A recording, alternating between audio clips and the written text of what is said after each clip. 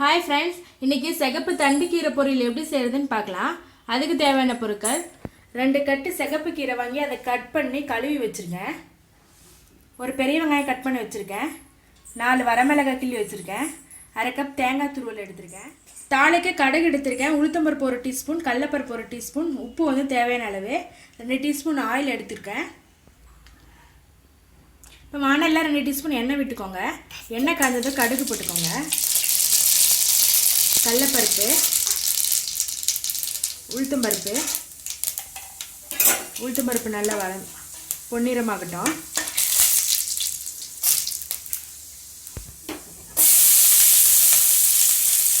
பெரிய வெங்காயம் போட்டுக்கோங்க. வெங்காயம் போட்டு நல்லா வதக்குங்க. இப்போது வரமிளகாய் போட்டுக்கோங்க. காரம் வேணும்னா இன்னும் கூட 2 மிளகாய் சேர்த்துக்கலாம். நல்லா வதக்கி விடுங்க. வெங்காயம் நல்லா வதங்கட்டும்.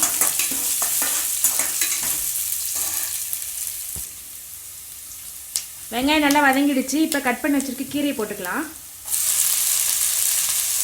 தண்ணி வந்து வடிகட்டி வச்சுருங்க கழுவி, ஏன்னா தண்ணி இருந்தால் ரொம்ப குழண்டு போயிடும் கீரை.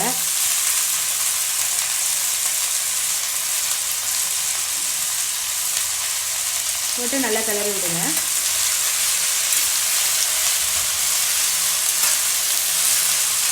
இப்போது தேவையான அளவு உப்பு சேர்த்துக்கோங்க.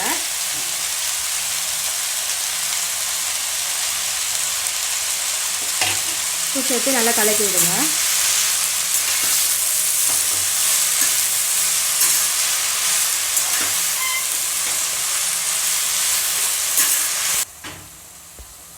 கீரை போட்டு நல்லா கலக்கி விட்டுட்டோம். இதில் தண்ணி எதுவும் சேர்க்க தேவையில்லை, ஏன்னா இதுலேயே பாருங்கள் தண்ணி விட்டுருக்கு. இப்போது இதை வந்து க்ளோஸ் பண்ணி ஒரு நிமிஷம் நல்லா வேக விடுவோம். கீரை வெந்திருக்கான்னு ஓப்பன் பண்ணி பார்க்கலாம். பாருங்கள் தண்ணியெல்லாம் சுண்டிடுச்சு, கீரை வெந்திருக்கு. இப்போது நல்லா போட்டு கிளறி விடுங்க. தண்ணியில் நல்லா சுண்டுட்டோம். உப்பு வந்து சரியாக இருக்கான்னு சிப்பியை செக் பண்ணிக்கோங்க. பத்தலைன்னா போட்டுக்கோங்க.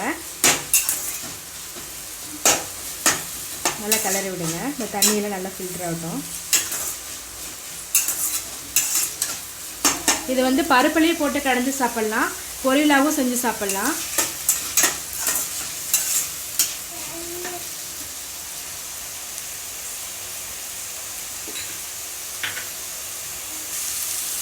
இப்போது தண்ணியெல்லாம் ஃபில்டர் ஆகிடுச்சு. நம்ம துருவி வச்சுருக்க தேங்காய் பூ போட்டுக்கலாம். போட்டு நல்லா கலக்கி விடுங்க. நல்லா கிளறுங்க.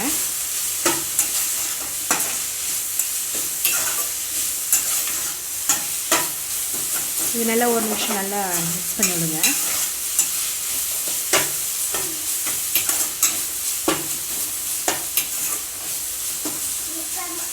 இப்போது அடுப்பை ஆஃப் பண்ணிடலாம். கீரை பொரியல் ரெடி ஆகிடுச்சு. சுவையான சிகப்பு தண்டு கீரை பொரியல் ரெடி ஆகிடுச்சு. இது ரொம்ப ஈஸியாக செஞ்சிடலாம். நீங்களும் இதே போல் வீட்டில் ட்ரை பண்ணி பாருங்கள். பிடிச்சிருந்தா எங்கள் சேனலை சப்ஸ்கிரைப் பண்ணுங்கள். ரேவதிஸ் தமிழ் கிச்சன் பார்க்குற எல்லாருக்கும் ரொம்ப நன்றி.